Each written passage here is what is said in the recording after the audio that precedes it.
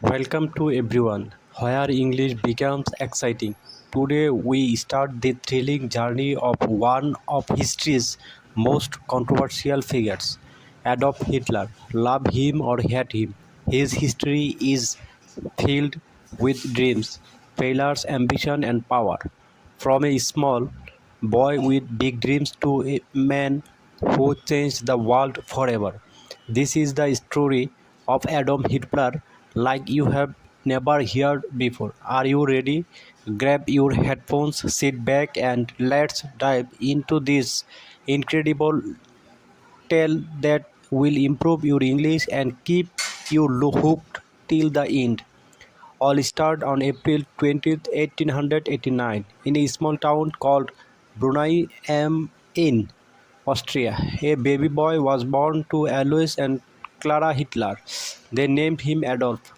No one knew this little boy would grow up to shake the world. As a child, Adolf was not special. He loved playing outside, drawing pictures, and imagining a big future. But life was not perfect. His father Alois was very strict. Alois wanted Adolf to start hard and get a government job, just like him, but Adolf had a different dream. I want to be an artist, he would tell his mother, Clara. His mother loved him deeply and supported his dream, but she could not change Alois' mind. Adolf's childhood was full of fight with his father. His father would shout, "Art is not a real job," and Adolf would stay quiet and hiding his tears. When he was 30 years old, his father died suddenly.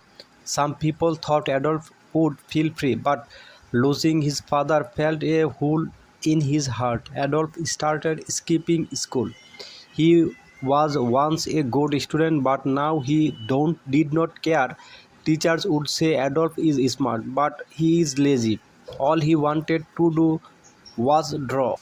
After finishing school, Adolf packed his bag and moved to Vienna, the capital of Austria. He was so excited. Vienna is the city of art. I will become a famous painter here, he thought. He applied to the Academy of Fine Arts, a big art school, but when the results came, he heartbroken. He did not get in. The school told him, "Your work is not good enough." Adolf felt humiliated. "I will try again," he said, but the next year the school rejected him again. He was devastated. Without school or a job, Adolf's life became hard. He lived in tiny, dirty rooms and sometimes slept on the streets. He painted postcards and told to tourists for a little money. Why is life so unfair? He often thought. During this time, Adolf's mother passed away. He was alone and angry. He started to blame other people for his failures. "It's not my fault," he would say. In 1914, everything changed. World War One started and Adolf Wolf saw a chance to make his life meaningful. He joined the German army. "Finally, I am part of something big," he thought. Adolf was brave in the war. He carried messages across dangerous battlefields and received two medals for his courage. But in 1918, Germany lost the war. Adolf was furious. "Our leaders destroyed us," he shouted. He felt Germany needed someone strong to bring it back to power. After the war, Adolf returned to Germany. The country was in chaos. People were poor and hungry. Many were angry about the war's end. Adolf saw his this is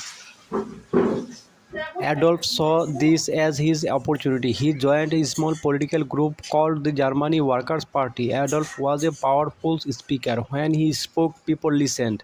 His words were full of anger, passion, and promises. "Germany will rise again," he would say. Slowly, more and more people started following him. Adolf changed the name of the group to the National Socialist German Workers' Party. Also known as the Nazi Party, he designed their symbol, a red flag with a black swastika. "This will become the most powerful symbol in the world," he declared. His speeches became famous. Thousands of people came to hear him. They believed in this dream a strong Germany, but Adolf's ideas were dangerous. He blamed certain groups of people for Germany problem and wanted to make Germany only for Germans. After World War One, Germany was in a big trouble.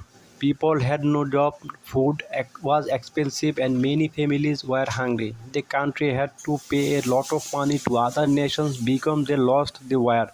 Germans were angry and said, Adolf Hitler saw this pain. He told the people, "It's not your fault. I know who is to blame." His words gave people hope, but they also made them angry at others. Slowly, Adolf became a popular name. Adolf worked to grow his party. He held big meetings and gave loud, emotional speeches. Germany can be great again, he shouted. People clapped and cheered. They believed in his dream. In 1923, Adolf tried to take control of the Germany government by force. This was called the Wehrhalbputsch, but it failed. Adolf was arrested and sent to jail for 9 months. While in jail, Adolf wrote a book called Mein Kampf, which means my struggle. In this book, he wrote about his ideas. He said Germany needed to become powerful and that certain groups of people were the enemy. The book became popular and many Germans started to believe in his ideas.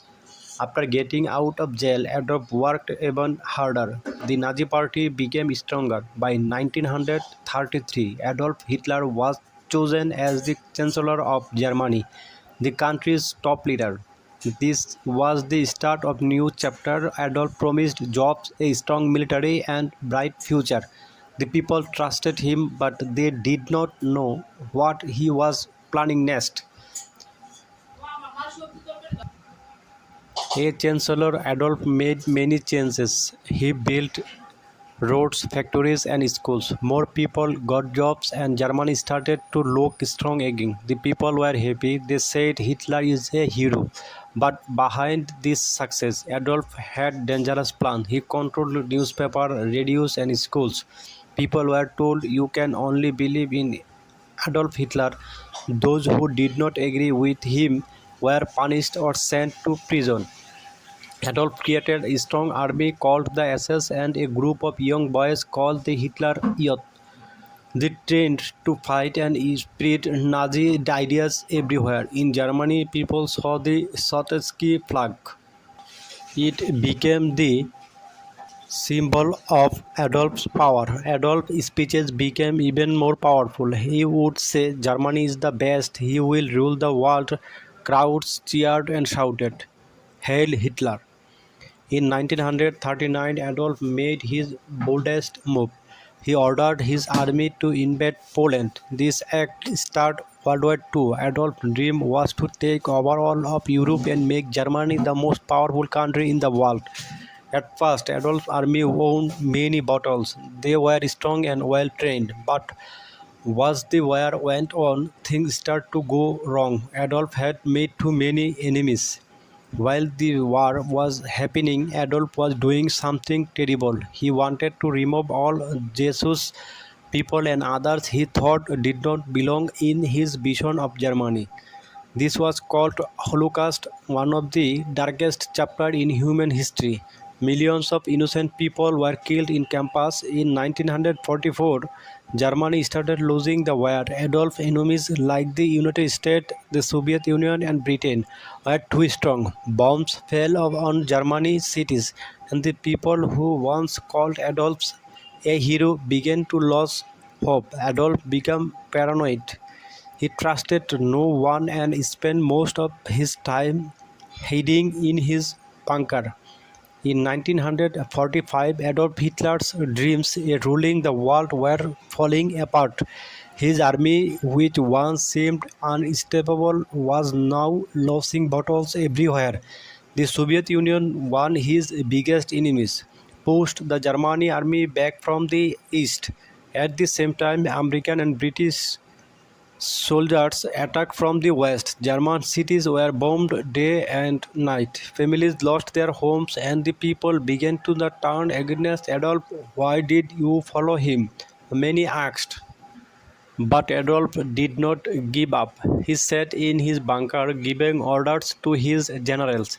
He will not surrender, he shouted, but deep inside, even Adolf knew the war was lost.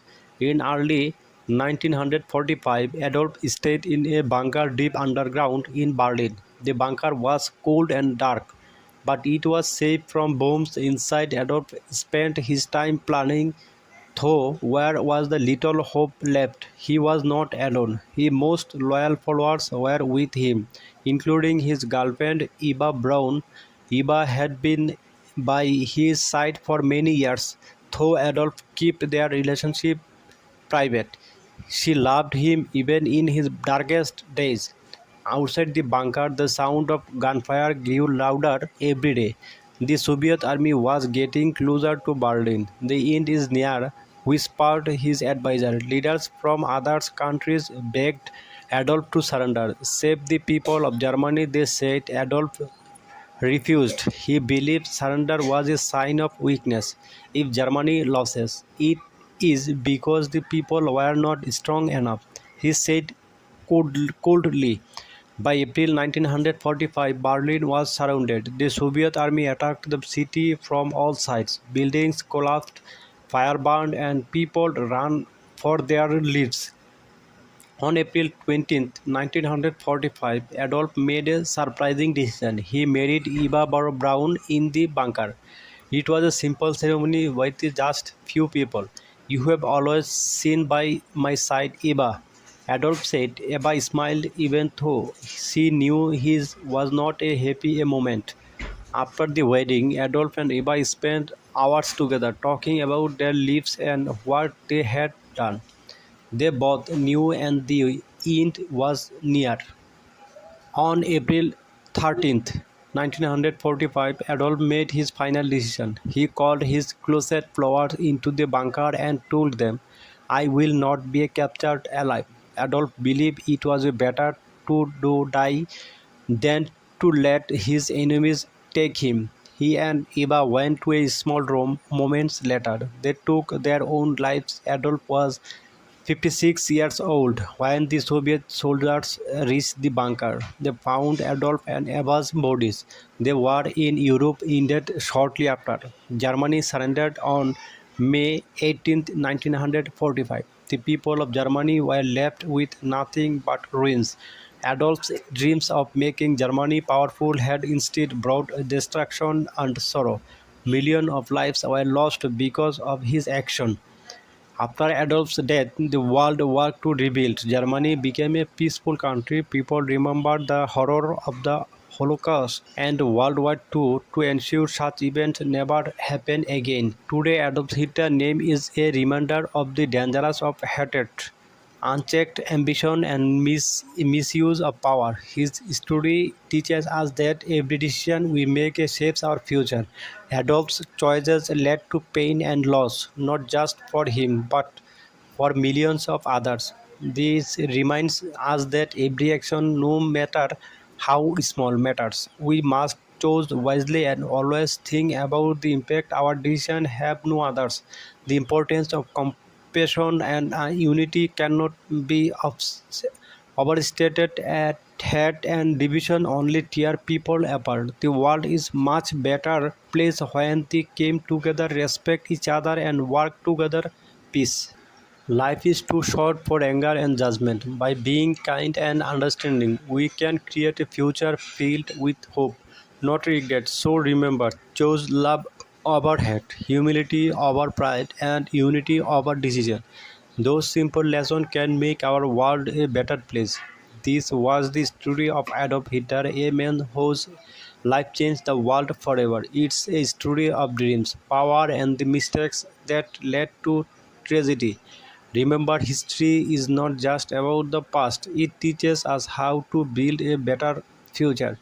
Thanks for listening, and don't forget to like, share, and subscribe for a more exciting story that help you learn English while exploring story. See you the next story.